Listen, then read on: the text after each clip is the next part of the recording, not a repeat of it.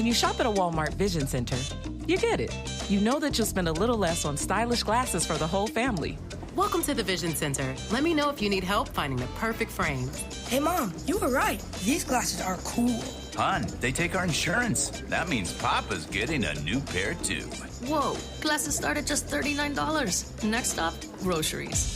So you can get a little more of what you need. Find a Vision Center near you. Save money, live better. Walmart. Hi, it's Michelle. Just letting you know that this week's episode is actually a re-release of an episode we did earlier in the podcast. It is a murderer who I interviewed myself, and I do plan to do a lot more of those cases where I actually met the killer. But we're re-releasing this one because it has some very important interventions and programs that I believe can help a broad swath of people. So I want to make sure people all heard it. Next week will be a brand new episode. But if you haven't heard this one on Levi King, I encourage you to do so.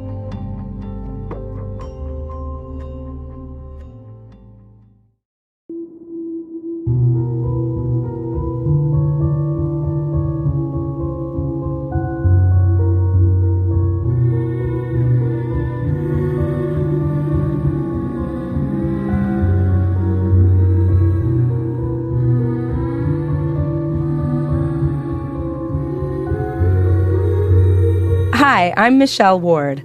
As a mom, I've looked my children in the eyes with love and hoped I can lead them toward a bright, wonderful future. But as a neurocriminologist who's been studying violent crime for the last 20 years, I've also quietly hoped that at the very least, I'm not raising a future serial killer. And if you can relate to that taboo thought, congratulations, you've just found your new favorite podcast.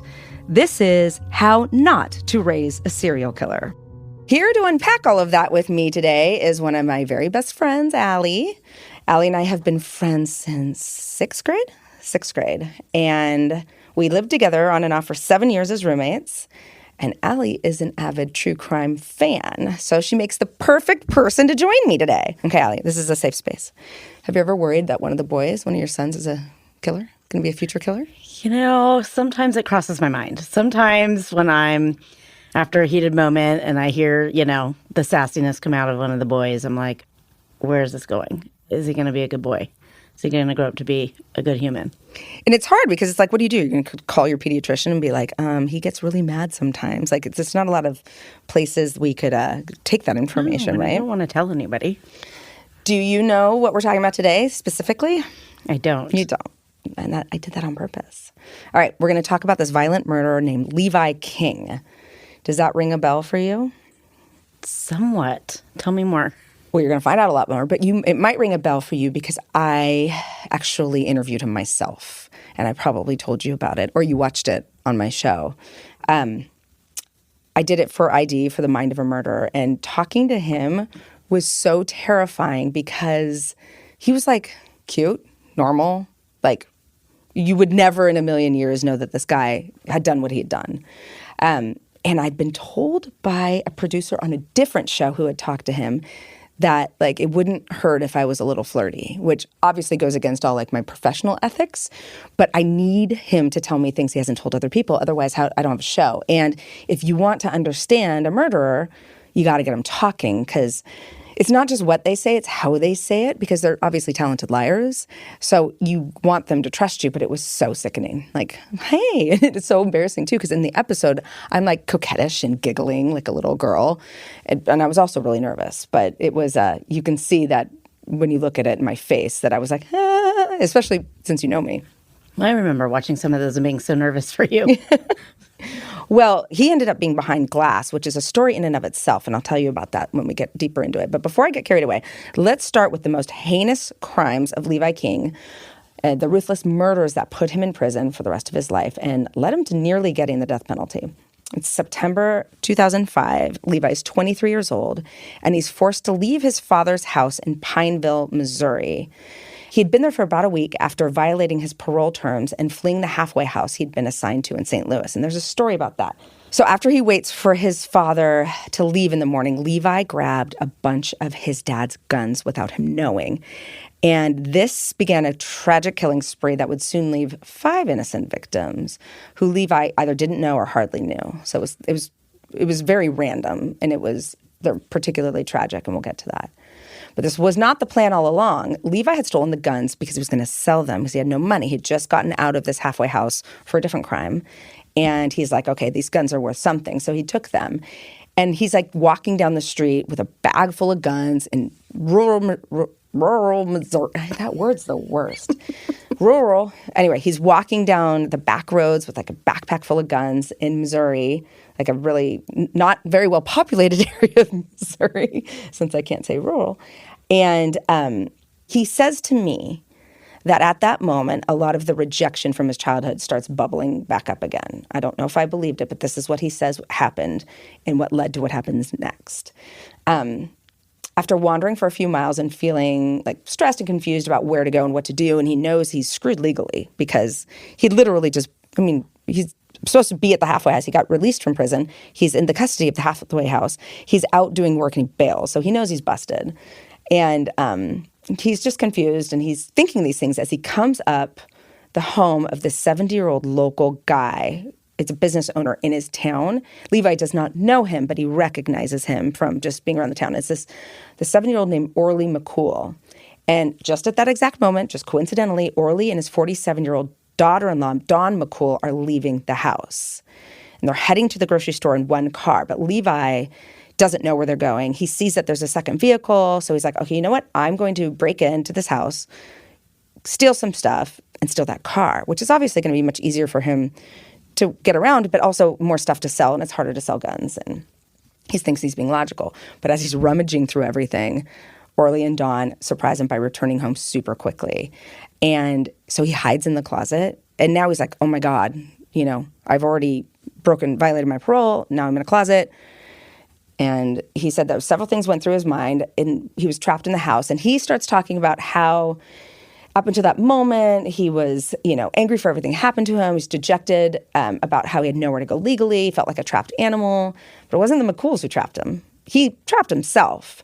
And in our interview, he said that the crime he was about to commit was just something he acted on, which to me, it's like, okay, I mean... Like just impulse? Yeah, just like, it's a Wednesday, I'm going to kill someone.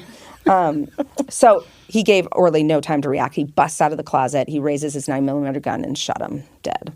And then Levi's like, okay, I have to kill Dawn, his daughter-in-law.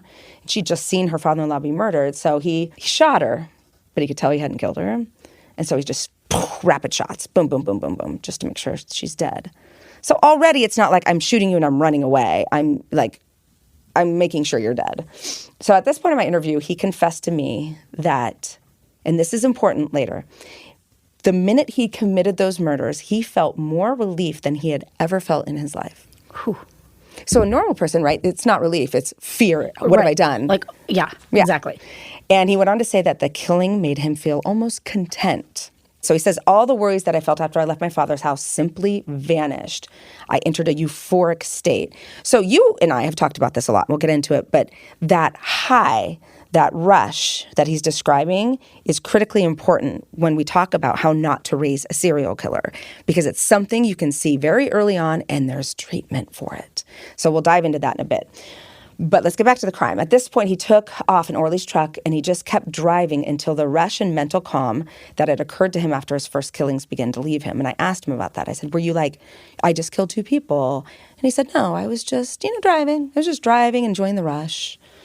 And I was like, oh, okay. I mean, he was talking to me like he'd just, gone skydiving, and it was really exciting for him. So he drove 400 miles from Missouri to the Texas Panhandle, and soon he was feeling the need to have that euphoria again, like a drug, like that he's coming off the euphoria and he wants to bump it back up. So as it dawned on him that he would need to feel it again, he sees this dark farmhouse in the outskirts of Pampa, Texas. And I've seen this area. I went there. There's nothing there. It's just like farmhouse, and then miles and miles and miles, and then another farmhouse. It's not a lot going on. It was less than 24 hours since Levi had killed his first 2 victims that he approaches the home of Michelle and Brian Conrad. And in it are also her 2 kids from a previous marriage, 14-year-old Zach and 10-year-old Robin. Plus, Michelle's 6 months pregnant with another child at the time. I know. And the entire family's asleep. So he goes to a side door of the Conrad house. He kicks it open. He flips on the lights. Michelle, like, when you're pregnant, you don't sleep at all. She's the first one. She pops up, and he blows her away. Then, obviously, her husband wakes up, so he kills him as well. Then he flipped off the light and stomped through the rest of the house just to make sure he'd left nobody alive. And that's when 10-year-old Robin Doan, the daughter, she had awoken to the sound of the gunshots, and she's like cowering by the door in her bed. And he opens the door, and I know how this transpired. She jumps, like literally leaps back into her bed, and he fires a shot at her. Like a little girl. She's 10. Yeah. So then Levi enters Zach's room. He's the 14-year-old, and he's asleep. And Zach doesn't wake up. Zach's not awake, and Levi blows him away. After all of this killing was through, Levi admitted to me that he did not feel that same rush the second time around. But it still was a sense of relief and contentment, just not as much as the first, which reminds me of people who do like heroin. You're always chasing the dragon. You never get that high again. Right. But what do? You still keep trying. Right. Because you're chasing the high. Oh my God, he's a spree killer at this point, but this is a serial killer in the making. And this was within 24 hours 24 after? hours. Yeah. Within 24 hours. Wow. He even started rifling through the family's photos and mail. And I was like, why are you going through their stuff, weirdo? Like, you already blew them away. Yeah. And he was trying to feel something because he felt connection. nothing. Connection. Who were they to kind of up the excitement, the feeling of it? Nothing. He just wanted to feel something. So, yeah, he's getting something out of it, but it wasn't as much. So he hops back into Orly's truck, the original guy he shot and stole, and he heads for the Mexican border. And he thought he had killed everybody in the house. But 10-year-old Robin was still alive. In fact, he missed her. He didn't hit her at all. She's not even in. Shot at the bed, didn't hit her at all. Didn't hit her. She played dead for 2 hours, knowing he had shot everybody in the house because she heard it. And she was terrified he'd come back, obviously. So can you imagine our 10-year-old's like shivering in a bed for 2 hours. She finally, after the sun comes up, goes outside and calls 911. She was smart enough to leave the house. And she told, and I've heard this recording, I have chills right now. She told the operator, she said a lot of things about I don't know if my mom's dead, and all I want right now is my blanket and my pillow. I know, it's so heartbreaking. Robin was then rescued by the police. And I want to add something to this. We interviewed the policeman, and he said when he got there and he was trying to console her, he had a little girl, and he was obviously very upset. And she's like, will you help me do the feeding? And they went out and fed all the farm animals because she knew they needed to be fed. Her whole family's just been slaughtered. And the little girl went with the officer and fed the pigs and I know, that one really got me. Oh. So she's rescued by the police. She couldn't describe the man who executed her family because she was playing dead and didn't see him. But it ramps up here because meanwhile, while this is happening, back in Missouri, Levi's dad called the police because he noticed his guns were missing. And he expressed concern to the police that he was worried his son would hurt someone, but that's not why he was calling the police. He was calling the police because he wanted his guns recovered because he's not the type of person who would care, as we will learn. So it's 10 in the morning after Levi's first murders, and Levi's first victims, the McCools, were discovered by a relative. They came in and saw the bodies. Police come to the scene, and they see Orly dead in a pool of blood, and then Dawn with multiple gunshots. It looked like she had she has defensive wounds, like she tried to stop the bullets with her hands. So I'll just let you sit with that image. The police decide it's an execution. The report from Levi's dad made it into the system right away. So when the police enter these bodies, Levi's name literally pops up. So this is going quickly. And they put an all-points bulletin out for Levi. They quickly fingered him as the prime suspect, and Border Patrol agents caught him at the Mexican border. That's insane. How? That's incredible. How did that happen so fast? Yeah. Right? Within just a day. Yeah, within a day. It was super quick. It doesn't always happen that way. So this is good because I know for a fact, I can't know anything for a fact. I really, really, really believe he was just going to continue. And keep going. Keep going. Because he needs that rush, right? Yeah. All right. Levi's charged with the McCool killings in Missouri, but police in Texas didn't have any leads for the murders for the Conrad family, and they're not putting that together. So their local leads are all dead ends. But unexpectedly, it would be Levi himself who helped them solve the crime. He's in jail awaiting trial for the McCool killings, and he said to a policeman, there's 4 more victims, right? but he didn't give the police any more details. That says a lot about the guy. He doesn't kind of doesn't want to get caught, but he also wants credit. And we see that a lot with killers. Sometimes they even make up people they haven't killed just because they want the attention. Is it like a just the attention me? And the catch me if you can? I did a podcast comparing serial killers and one of the who killed at the same time, the same place, and there's audio recording of 2 serial killers arguing about which one of them had killed more. It's a competition. An internet search for unsolved crimes in surrounding states lead police to the Conrad farmhouse, and quickly they do a DNA connection, and they realize Levi committed both the McCool killings in Missouri and the Conrad killings in Texas. He's charged with all of the murders in both states.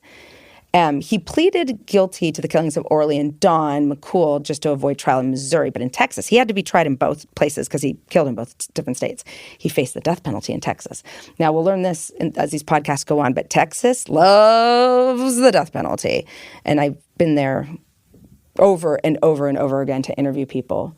And it's a totally different way they view it down there. But he doesn't know at this point if he's going to get death penalty or life in prison. And he says now, he said to me, I appreciate my life now, which I don't quite understand. He said didn't know if it would be, we didn't know what he was going to get, and he didn't know which one he wanted.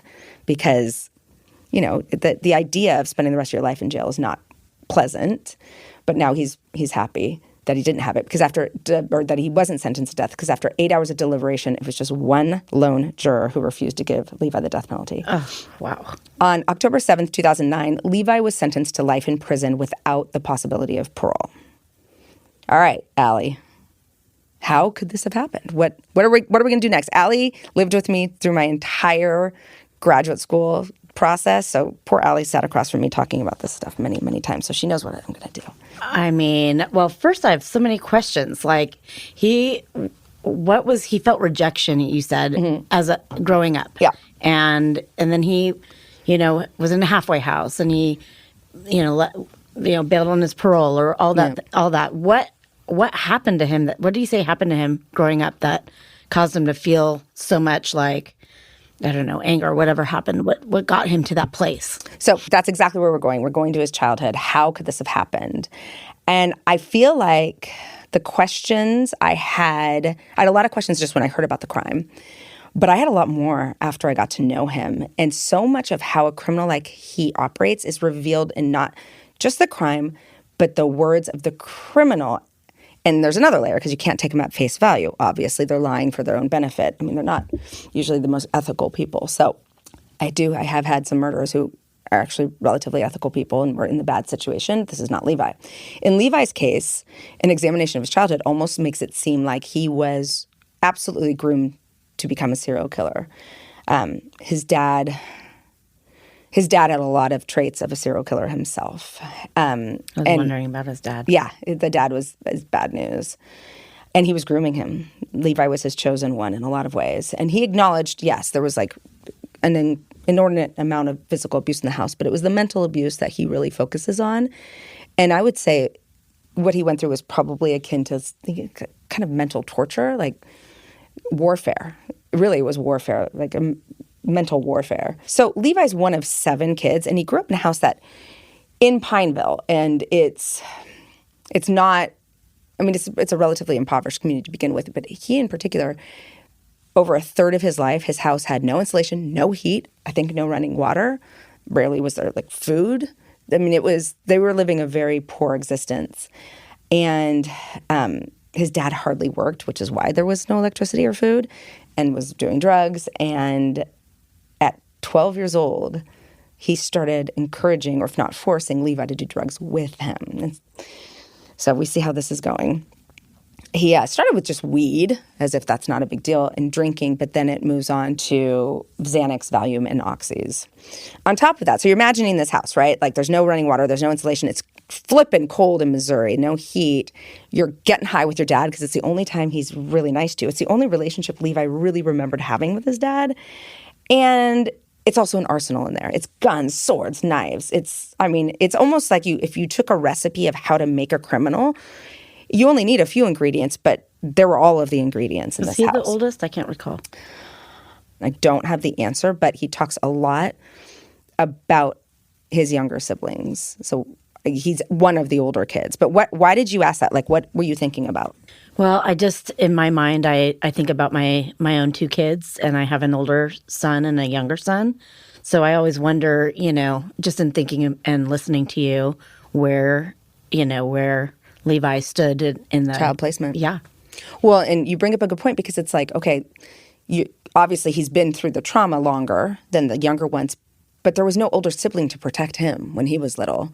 Or if there was only one. Whereas I bet these older siblings serve as a bit of a buffer for the younger ones. I hadn't thought of that, and I think it might explain a few things that we see coming up. So it's a really good question.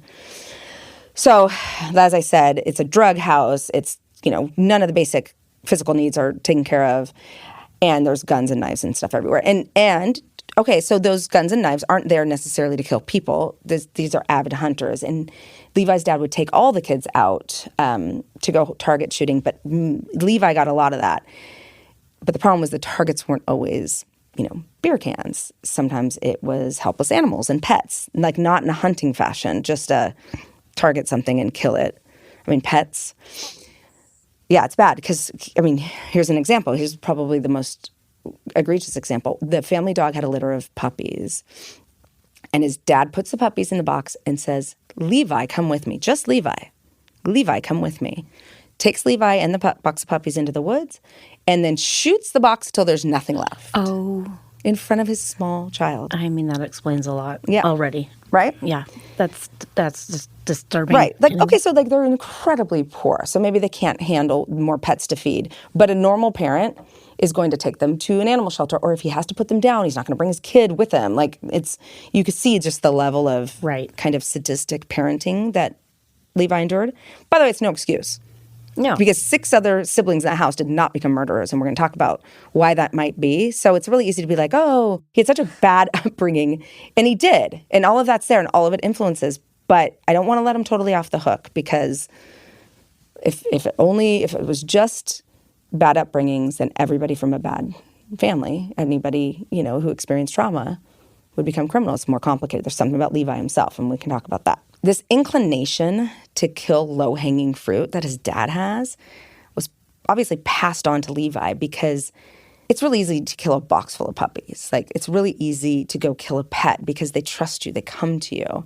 And Levi's killing low-hanging fruit too. Every one of Levi's victims was either older, sleeping, or a child. Right.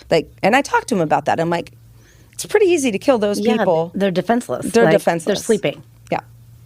Yeah. It makes me also wonder about his father and his upbringing, and how did that trickle down?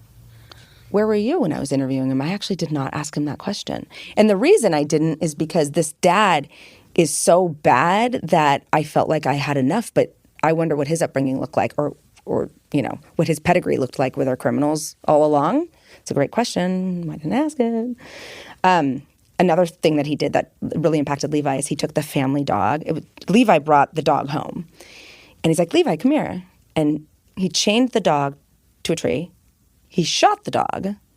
And then Levi thought he was messing with the dog, and Levi was obviously upset because he brought this dog home. I say he was upset. I'm projecting. I think I would be upset. I think his dad thought he might be upset, or maybe he was testing him to see if he would be upset. And he was messing with the dog. Levi thought he was taking the chain off the dog. Instead, he walks up to Levi and smears the blood on Levi's face. And Levi interpreted, he told me, I think he did that to tell me that this is on me. I've got this dog's blood on me, like it was my fault because I brought the dog home. Wow. Yeah. Clearly not taking the parenting classes that you take, right? No. Not typical tween. Yeah.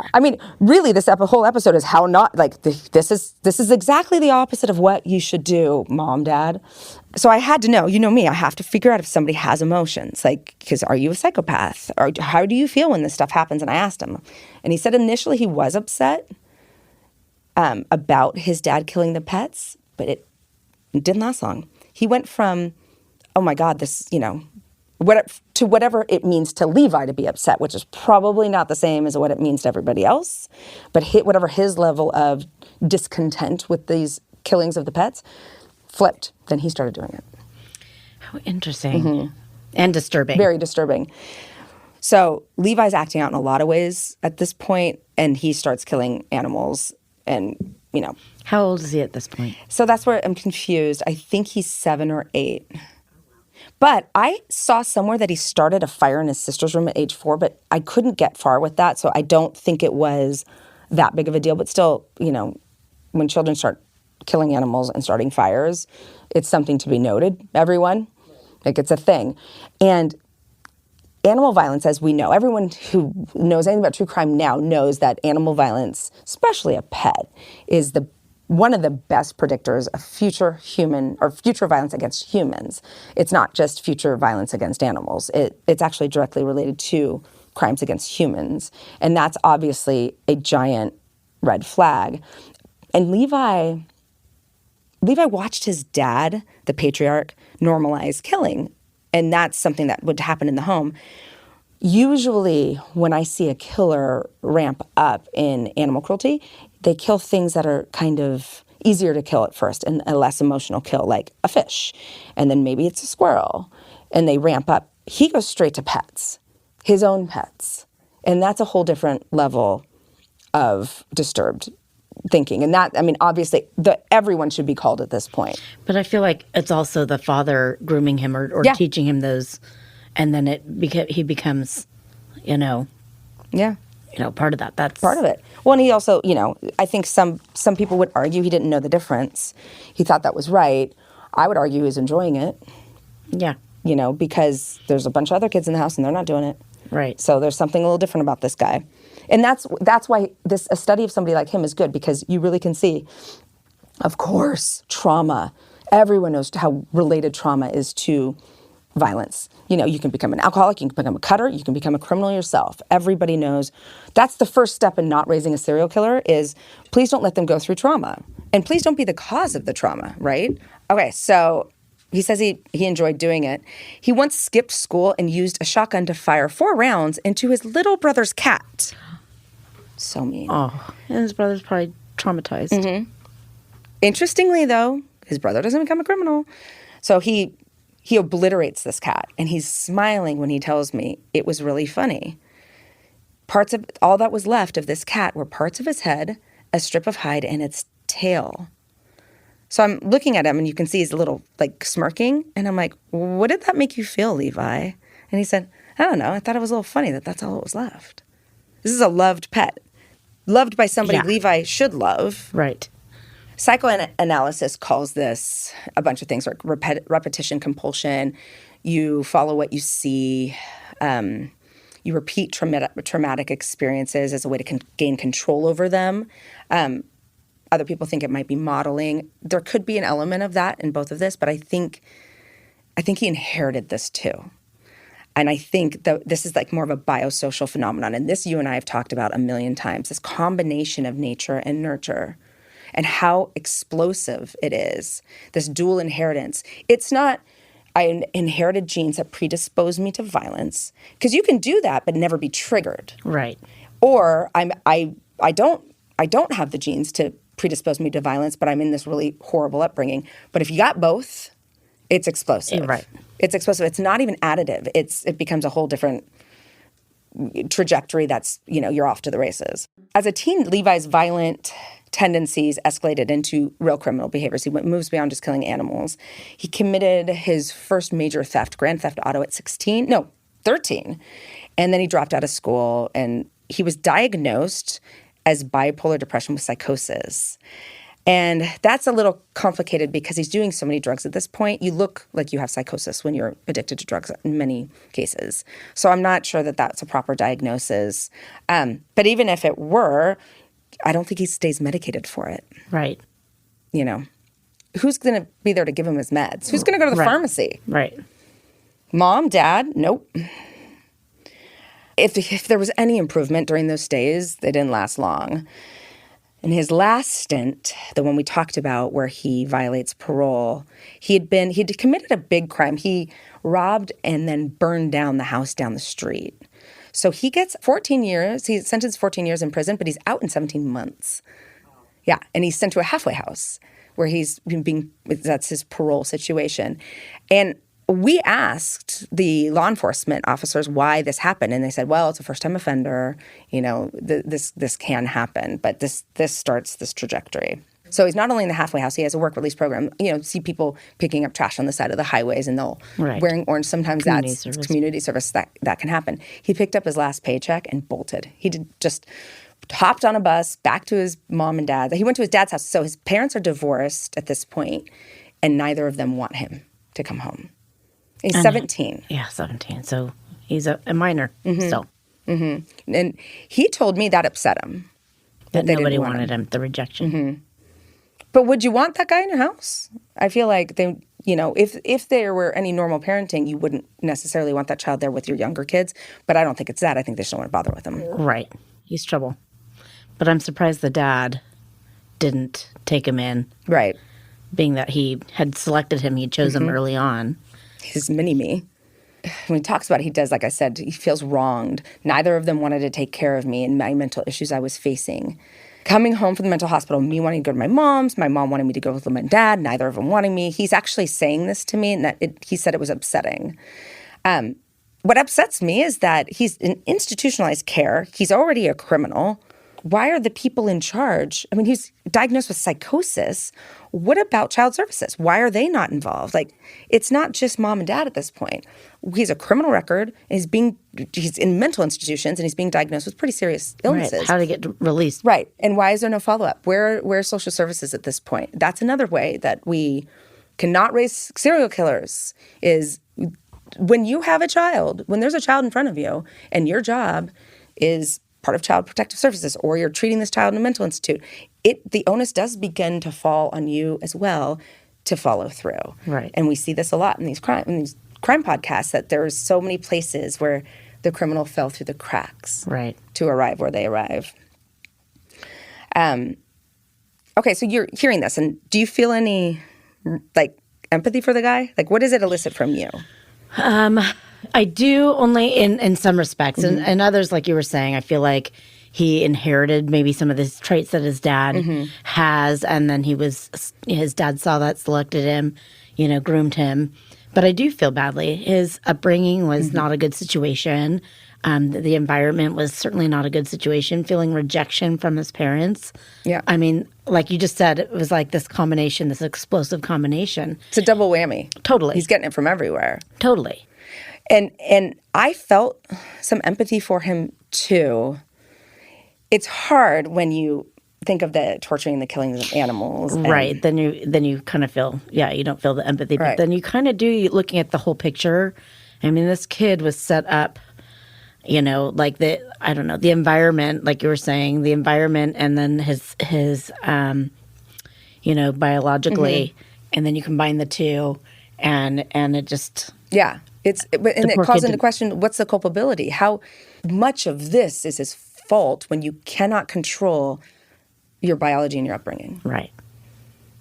So I find that really complicated. It's like my goal is to teach how we can avoid this, but once you're there, once you're doing it, and you pay the price for it, it's really frustrating in my position, because it's like I want to get this out there. I want everyone to understand that there are ways that we can prevent some of these crimes, and not a small portion of them, like a big portion of them.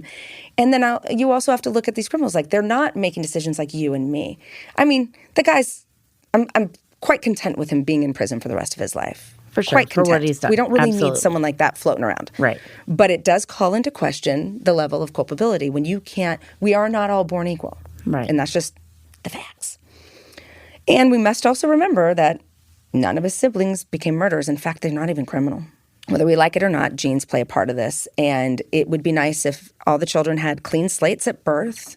It's not. And we also know living in a dysfunctional, abusive home with a ton of trauma is horrible and can lead to future violence. And as we said, this guy inherited 50% of his dad's genes. Now, so did his siblings. But remember, genes recombine. You share 50% of your genes with your mom, 50 with your dad, and you share 50% with your siblings. So they all recombine. Otherwise, if they didn't, each one of our children would just be clones of their brothers and sisters, and they're not.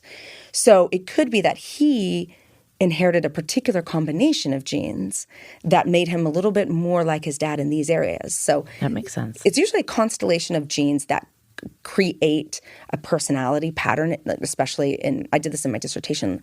I mathematically measured it, and it's like a constellation of genes that lead to psychopathy. And I think that's what we see here, is that he has those features, and so does his dad, and they're genetically related, but doesn't mean all the kids will get it. But it gets even darker because the grandchildren might pop up like this. Right. Because those genes all recombine again, and those grandchildren are going to have 25% of the dad's genes. So it doesn't end with one person. And that's an important message to get out there. Like, if you have criminals in your pedigree or your husband's pedigree, or just people with addictions or bad behavior, don't have to be criminal, or psychopathic. And there's a ton of pro-social psychopaths. Psychopaths are very rarely murderers. Right. And that's something I want to really dive into, but not right now. Be mindful of it. And if you see things in your children, there are ways to nudge your kids to become pro-social psychopaths. They do not have to become criminal. And they're not even bad people. I mean, we know some psychopaths, and they're good. You want them running your hedge fund. My point is, it's important to recognize the genes from which your children come. Obviously, it's a lot more complicated with Levi because any one of these risk factors he had could have made him criminal. Any one of them. And he gets all of them. The other siblings may have inherited a different set of genes, or same number of genes, same percentage, but a different combination of them. And that could have been a protective factor. IQ is also a protective factor. But in this case, Levi's IQ is actually quite high. He's very bright. It's not one of those, sometimes I'm talking to this criminal and I'm like, he couldn't talk his way out of a paper bag, and you can see how crime is just the easiest way for him to survive, but not Levi. Correct me if I'm wrong, aren't a lot of serial killers and killers, they are smart. They do have a high IQ. Yeah. Right? Well, especially the cold-blooded killers. So you and I have talked about this a lot. There's the hot-blooded killers. Those are the impulsive killers who just kill. They're at a bar, they get upset, and they kill somebody, or they kill their wife, or they, in a fight. These cold-blooded, calculating, the ones who plan it out, usually very bright. Yeah. Okay. Gets worse. Shocking. No. In 2000, his little brother Spencer, he was 12, I believe. No, he was 13. He is shot by a neighbor and killed. A 12-year-old neighbor. Oh. Yeah. This is why we don't let children play with guns, people. I wanted to know what Levi felt about the incident. And something very interesting happened. He said, well, it was quite terrible. I didn't cry or anything. So Levi has now learned the words of emotion, but he doesn't know the music of the emotion. And there's not a connection. There's not a connection. They learn to say they feel bad or remorseful or guilty. They don't feel it. They don't know what to feel. And I studied juvenile psychopaths because I wanted to capture them, A, before they'd committed any crimes that could actually change your biology, because it can, but B, before they learn to lie and pretend they care. And Levi's learned to say, like, of course, I know I should be bummed that my brother died. But as soon as they got home from the funeral, his dad went right to his bedroom and got a gun, dragged all 7 siblings, well, now there's only 6 siblings, out, and all 5 remaining siblings are crying. The 6th remaining sibling, Levi, is not. He is not crying. So the dad makes each of them hold a gun and shoot and shoot and shoot until they stop crying. Oh my God, it's not dad. Levi. My theory is that Levi's dad knew he'd become super desensitized to violence and trauma, which almost seemed like his goal. And he's trying to do this to the others. Levi's father is actually a perfect example of how to raise a serial killer. Oh yeah. There's 100 things going through my head, and I continuously try to relate to how I'm raising my kids at home. And, reactions I have to certain things and how my kids react to me. And we, of course, we want to provide a super safe and nurturing home. And I do strive to do that. You do it. And I do it. You do it. I'm there a lot. But at the same time, we lose our cool. We get frustrated. I have tweens. They don't listen. And when I lose my cool and then I see my kids' reactions and they escalate, and then it's just, it's not productive. But at the same time, I wonder, when they get to that point where they've lost their cool, that it makes me wonder, right. is this something that I should be worried about, in their future. And I think that's the whole point of this, because there is a level of normative lack of control on a child's part. Their brains are immature. Their prefrontal cortexes are very immature. They don't have the same level of control. But when you see a difference in how your two kids react, then it's kind of like, wait a minute, is this one different? Is this one going down the wrong path? Right. How much of this is normative, and how much of this is something I need to pay attention to, and how much of it am I causing by yelling at them? Right. That's exactly that. I then get the mom guilt. Like, am I creating something here? Right. For sure. I have one kid who literally has never elicited me to even raise my voice. Never mind. He would never have been spanked. He literally doesn't do anything that to make him deserve real punishment. I mean, he gets stop doing that. His behavior gets corrected, but he's never really needed to be punished. He's never been sent to his room. He's never had his iPad taken away, unlike his sister. But then I'm like, wait a minute, is he the silent type? Is it all going on just in his head? Right. You do that as a parent. I do. I look at everything. I look at how each kid reacts differently, completely. One of them gets, starts crying and feels guilty and I'm sorry, mommy. And the other one starts, getting sassy and just like, I want to get out of this house and, Is a teenager before he's really a teenager. Oh, yeah. Yeah. Yeah, I have the same combination. And I have, even though I know all the stuff, or I'm always looking up stuff, I'm always wrong. This is the thing. Like, I sit in this chair and I'm like, let's talk about how not to. I'm always looking stuff up and I'm always doing things wrong. I find myself shaming my kids. I'm like, you know better, but we're humans. I know. And we're going to mess this up. We are. But if we can avoid killers, then we're winning. Right. Okay, so I want to bring it back to Levi because I think you might have some questions about this too, and I think it's interesting. So in 2003, Levi's 21, and his criminal actions catch up with him finally. He gets caught for something big. He broke into a nearby house, robbed it, and then burned it to the ground. Yeah, and by then, the cops know his name. And it's like it's a house in your neighborhood. I'm like, come on. He's kind of losing. He's like spiraling a little bit. Like, you're smarter than that, Levi, but I'm glad it happened. Although it didn't prevent what happened next. But he gets arrested. He goes to jail. He has 2 charges, burglary and arson, both in the second degree. He's sentenced to 14 years, but let out in 17 months. And he's sent to St. Louis, Missouri, to a halfway house. And that's where he's going to be. That's how he's going to serve out his parole. And I talked to one of the police officers and it really was technically a first-time offense. He had done some other stuff, but it was a violent, this is considered a violent, like grand theft auto is not violent. So this is a first-time violent offense. And I'm like, but that's 14 years to 17 months? Yeah. And, as we talked about earlier about where are the child services? Once this person has been diagnosed with severe mental illness, been institutionalized several times, has now committed a major crime, and then is sent to a halfway house, it's not just his parents dropping the ball, and they've dropped that. Yeah.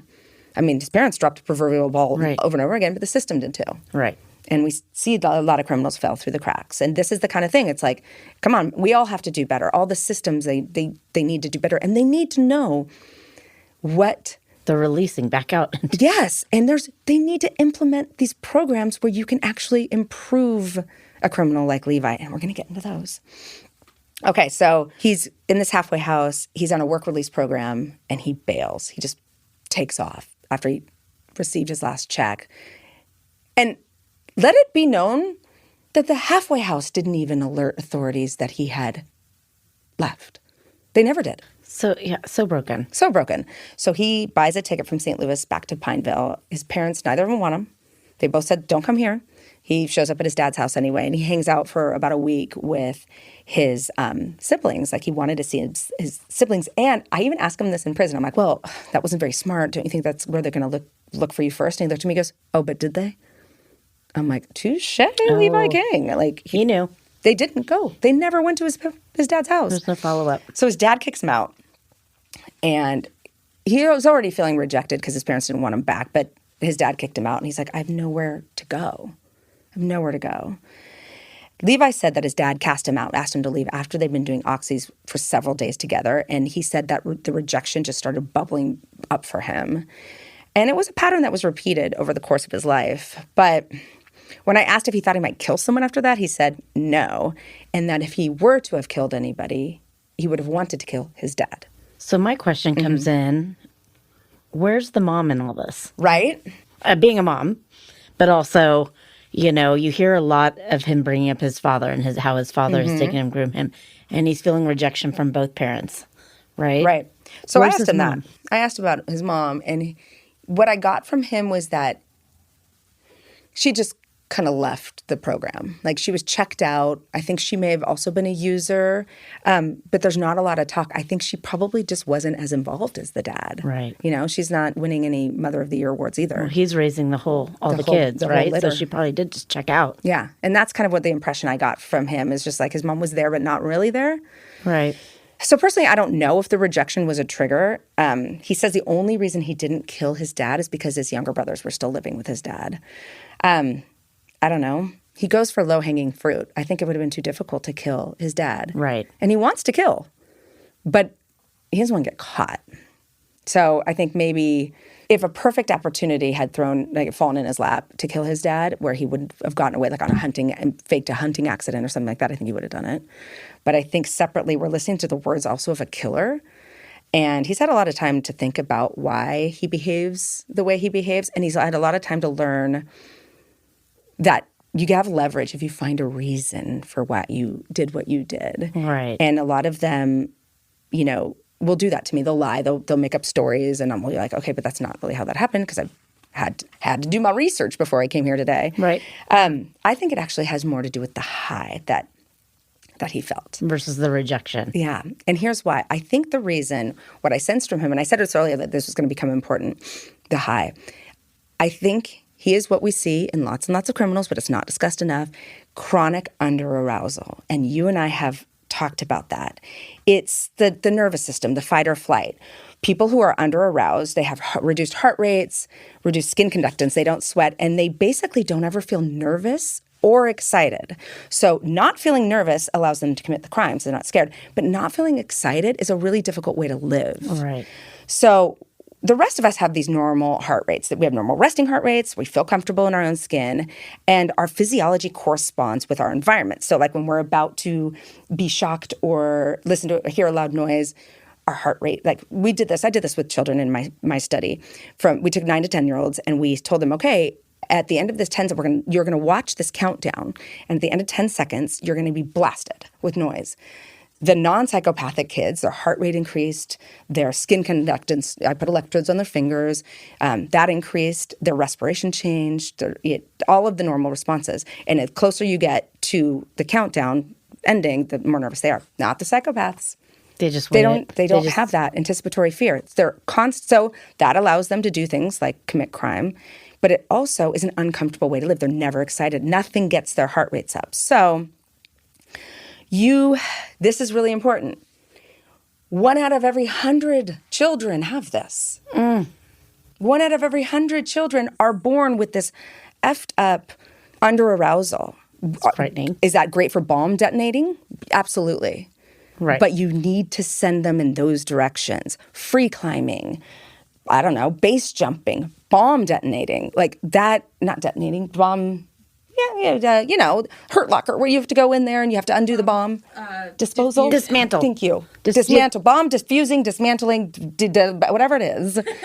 That is arousing for people with underarousal. Pro-social, normal activities. And I really, really want, if you hear nothing else I ever say at any podcast, if you see this in your child, if you see a sensation seeker, a thrill seeker, somebody who's from an impoverished place like Levi, he's not going to have access to doing something.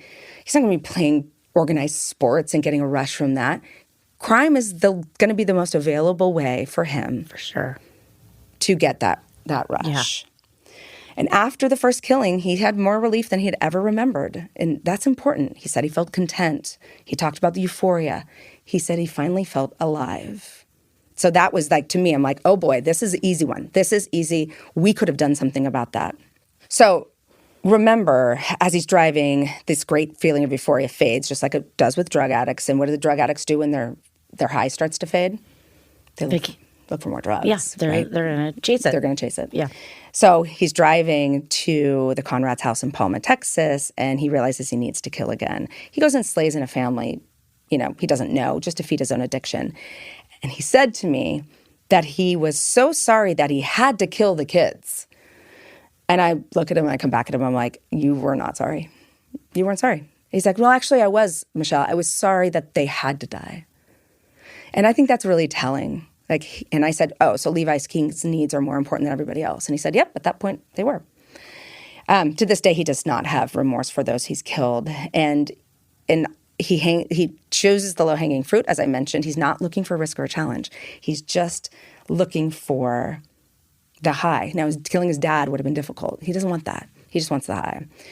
And he did not last long as a killer. I think it was 2 days until he's caught. And obviously, because the murders all happened in such short order, it's classified as a spree killing. But this has all the trappings of a serial killer in the making. And yeah, there probably would have been another set of victims within a day. I mean, it was miraculous that they were able to catch him at the border within such a short amount of time.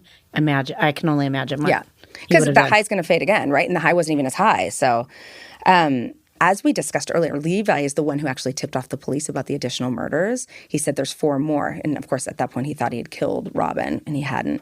And the fact that he's partially responsible for getting caught is very much in line with the behavior of a spree killer who's been ended, or a future serial killer who's been ended. Like, they know now they want credit. He doesn't have the opportunity for more targets. Right. So now he just wants the credit.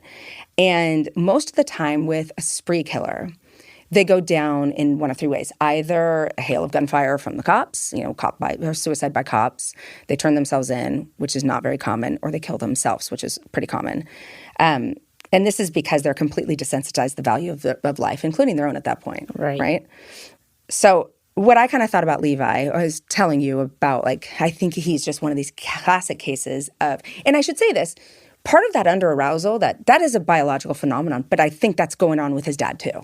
So for sure. You're inheriting these genes. The genes aren't just genes equal violence. Genes can be moderated by a biological phenomenon. So the genes could have created the under-arousal, which creates the criminal behavior. And that could be working in both the dad and the son. Right. So it's not that, yes, I'm throwing a lot of things out there like, it's the genes, it's the environment, but these all play together. You have to inherit an under-arousal, chronic under-arousal. And kids who are chronically under-aroused are a huge risk for becoming criminals. We have lots of studies about that. So talking to him was, as I said, a little weird. I mean, he looks very normal. He looks me right in the eye, and he's compelling. He's bright. And he's a little detached from his emotions, as you would expect a psychopath to be, but he has absolutely no remorse for the murders, and he's really cold. And he looks at me in a way that I'm like, I'm glad there's glass between us. But I can't help but wonder what he felt, if anything, when Robin Doan, who was that 10-year-old girl, the only survivor, faced him in court, and she told him that she forgave him. Wow. I wonder, I get chills when I hear that, but I wanted to know, but I can't trust his words, but I wanted to know if he felt anything. Given the level of psychopathy or sociopathy that, had started at such a young age, I can't imagine him having remorse. Did he say anything? He did. He said he felt bad for what he put her through. He's like, look, she had loving parents. She had what I didn't have, and I took that from her. But I don't know if I buy it. And I should say that he did say he's okay being behind bars because he's not sure he wouldn't kill again. I asked him, do you think you'd ever kill again if you got out? He's giving me all these excuses for the killing, but do you think you would kill again? He goes, I'm not sure I wouldn't. And so he's content with his fate. Yeah. That's nuts.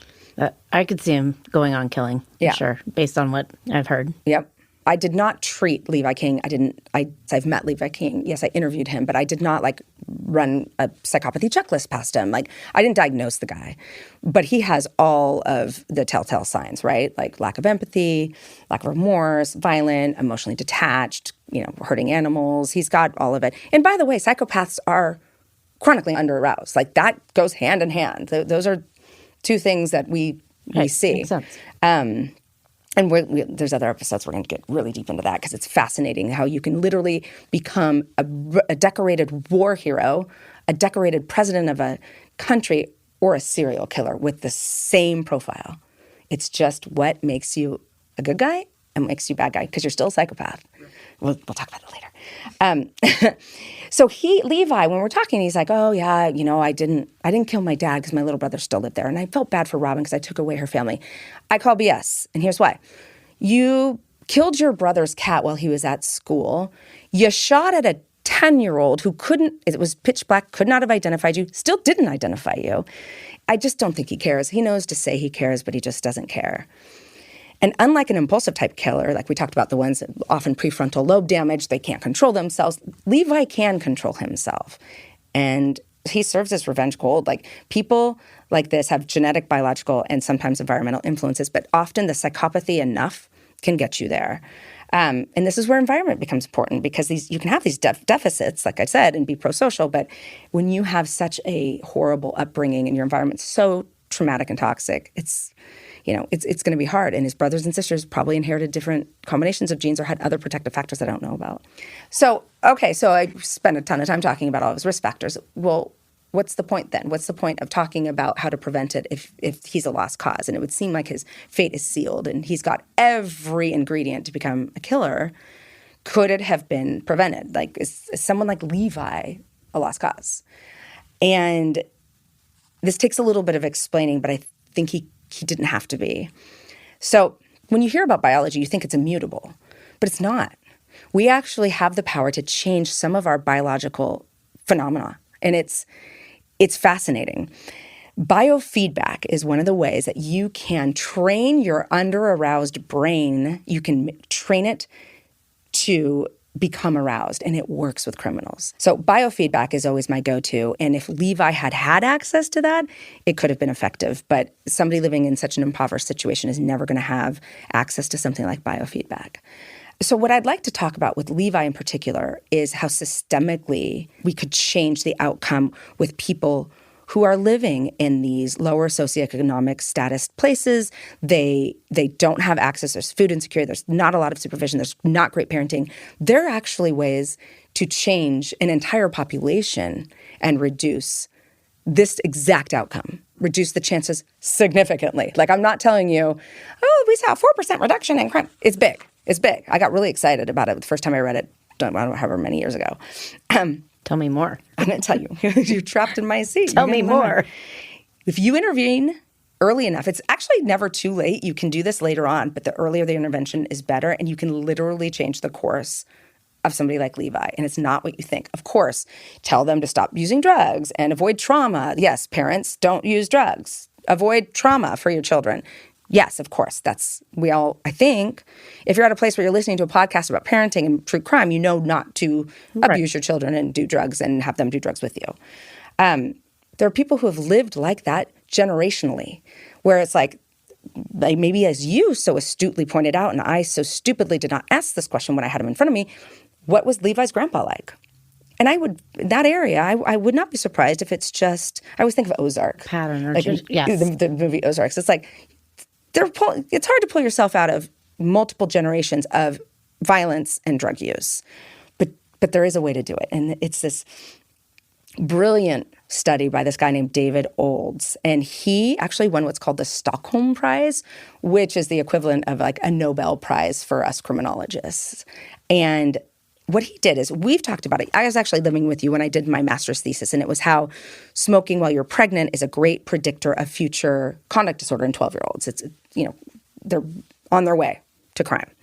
Well, he took those types of risk factors. It was, there's a bunch of them, like birth complications, we know, poor nutrition during pregnancy, and maternal care before and after the kid is born. And that's one of the ones that's striking to me. It's how you bond with your mom.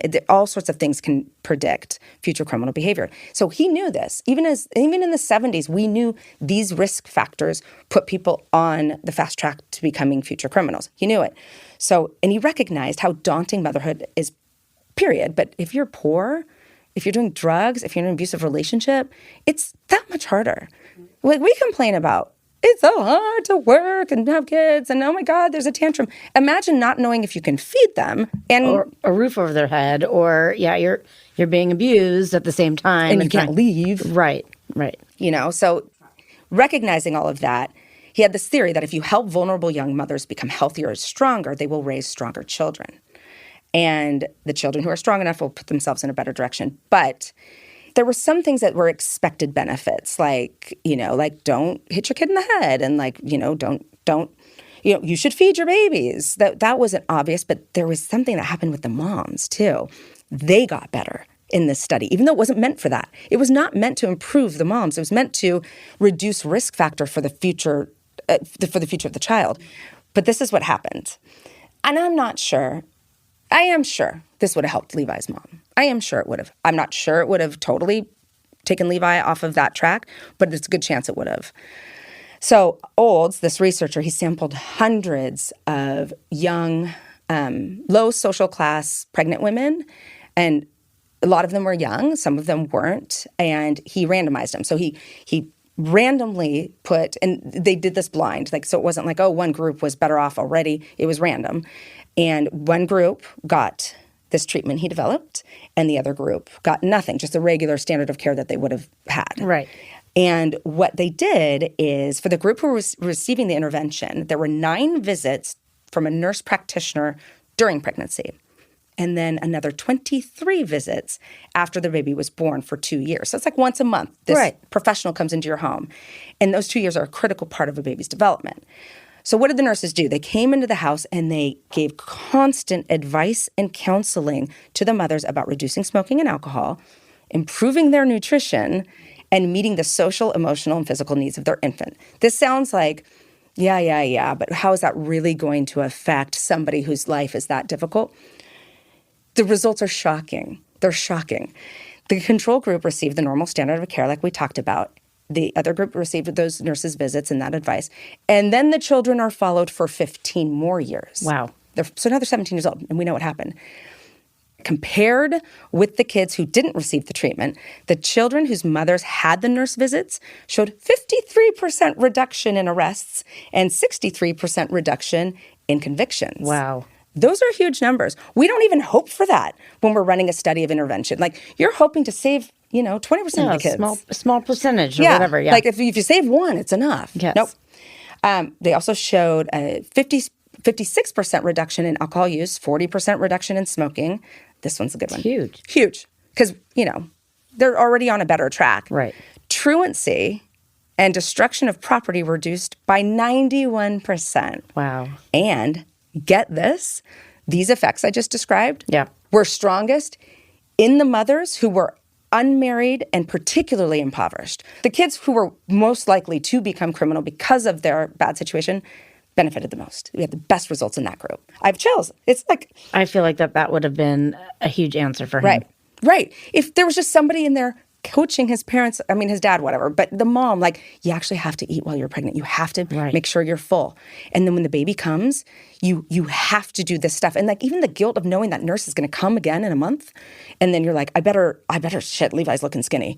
I better do something. You know what I mean? I think there's a lot of things that happened that influenced it, but it worked and it continues to work. So, I'm so inspired by this guy. And I think there are other studies that I'm going to cover in other podcasts where some of these things are implemented even with older children, and they have dramatic results too.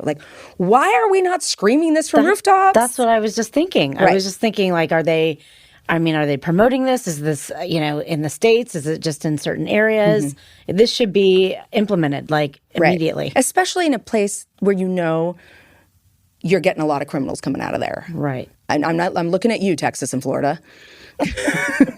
Maybe Missouri.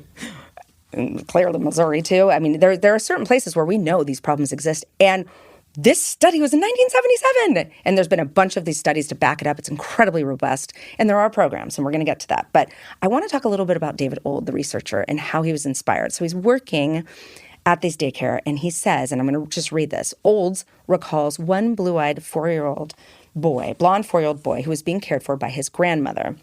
The child, who Olds described as a fragile boy with a sweet disposition, communicated only with barks and grunts.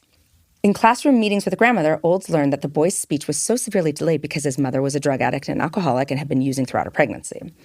Bobby, another 4-year-old with thick glasses and partially cross-eyed, Bobby was always restless at nap time, Olds says. He would be rolling around half out of his cot most of the time. And on one occasion, Olds and a colleague tried to talk with Bobby about this problem. And the boy fired back a string of expletives that stunned his teachers.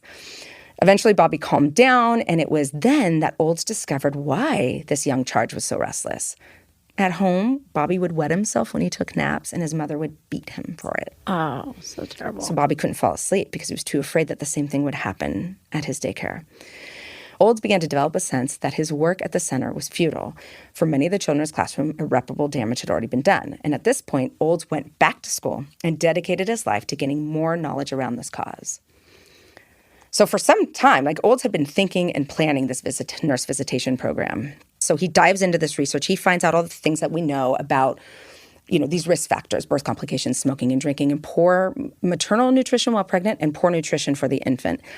And he convinces them that they need to take care of the social, emotional, and physical needs of the kids. He figures it out, and he knows the population he needs to do this with. And that's how it all starts. And the moms all improved. They left abusive relationships. They stopped doing drugs and alcohol. They went back to school. The moms in that group. We wanted the babies to be better, but the moms all improved. That was a surprise. Yeah. In his like a secondary benefit. Yeah. So future children are now better off. The next sibling, the next kid. So how does this all apply today? What are the solutions? You just talked about that. You were like, what is this? Is it happening? Why is it not happening? Right. So today the program has become the Nurse Family Partnership, and many other programs have been created just like it. The image is to help the mother, because in helping the mom, you save the kid. However, not all mothers who need these programs are getting it. They're not receiving it, largely because there's just too much demand and there's not enough supply. There's not enough money for them. Right. This is a good example. Los Angeles, where we're recording this podcast right now, where you and I grew up, has one of the most robust home visiting networks in the state. Not surprising. But despite this, less than 4% of eligible families in the county receive it. They don't receive the home visiting services. Therefore, additional state funding to expand the programs is needed. It's money, our budget. Right. Right? Yep. It's money. But we know, guess what else is really expensive?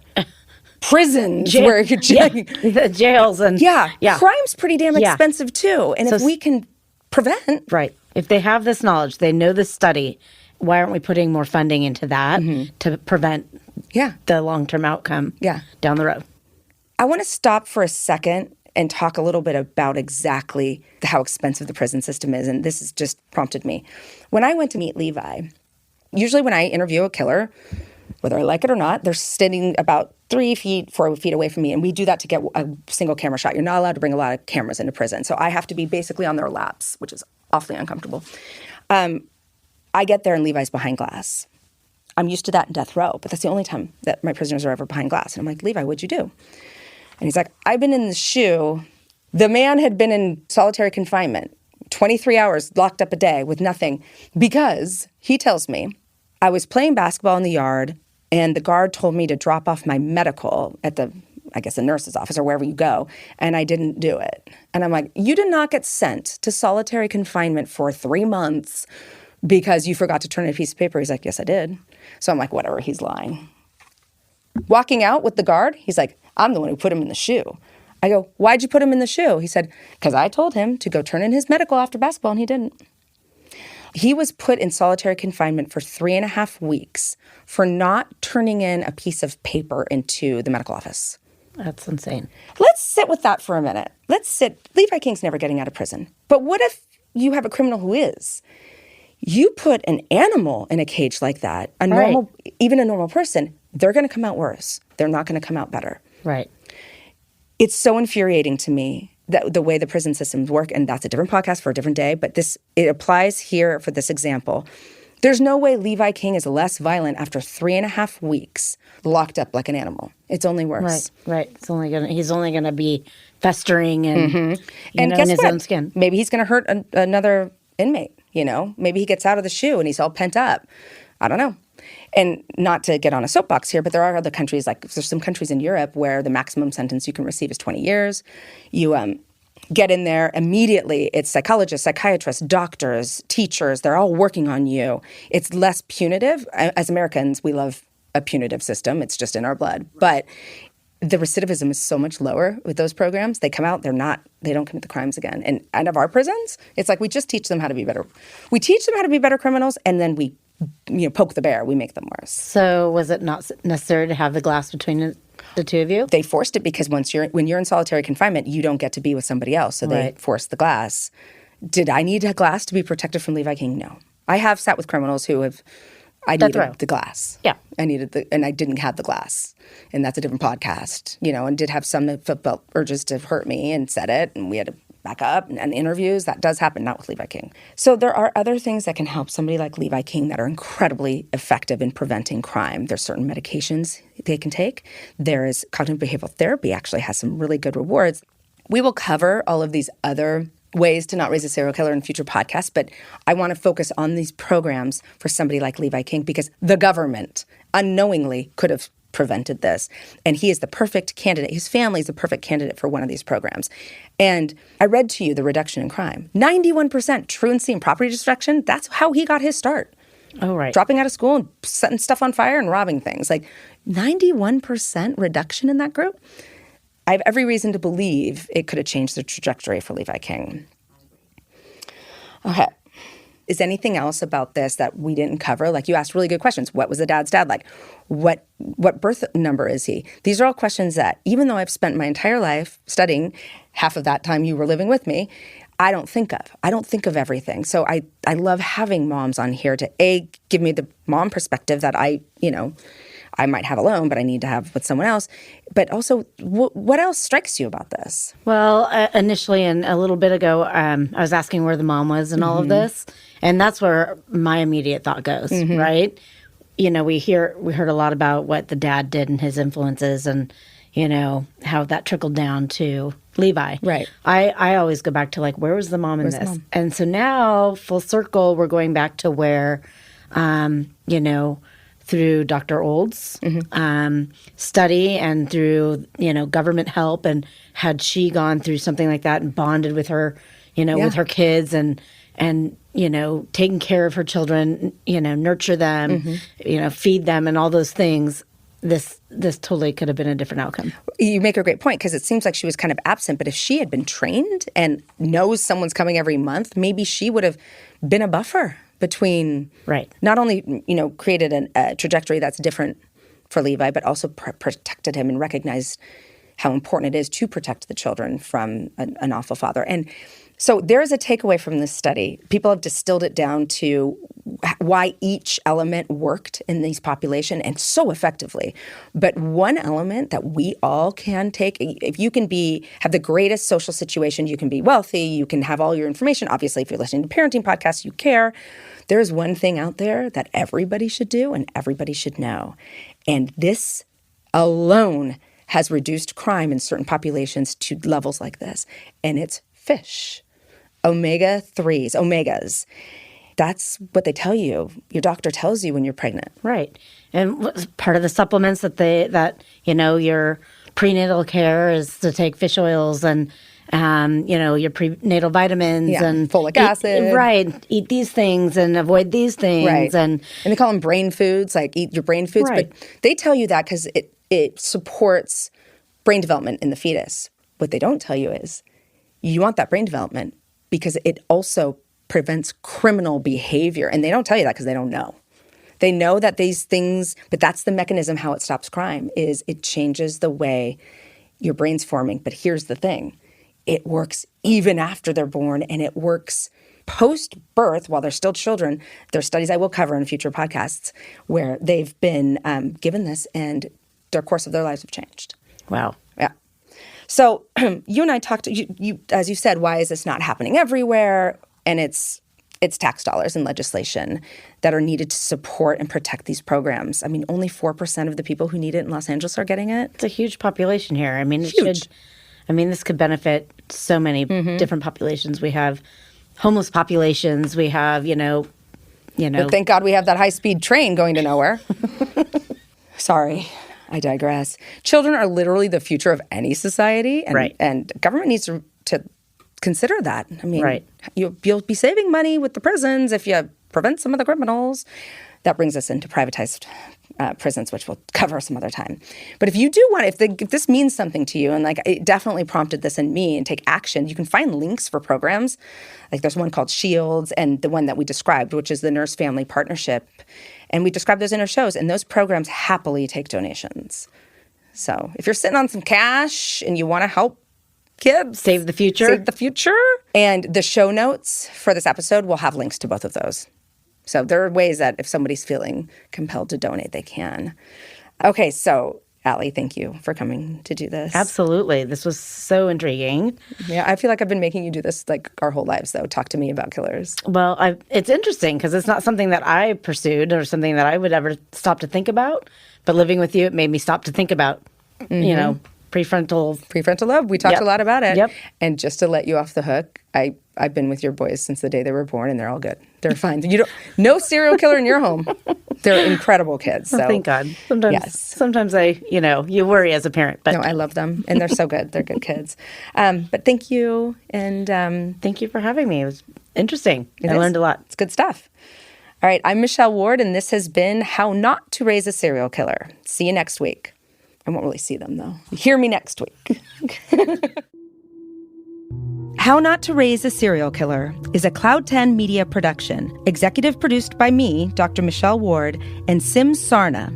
Our editor is Emily Crane. Our music was created by Josh Cook, with artwork provided by Brian Stefanik. Follow us on Instagram at How Not to Raise a Serial Killer, and on TikTok and Twitter at HNTRASK. That's at HNTRASK.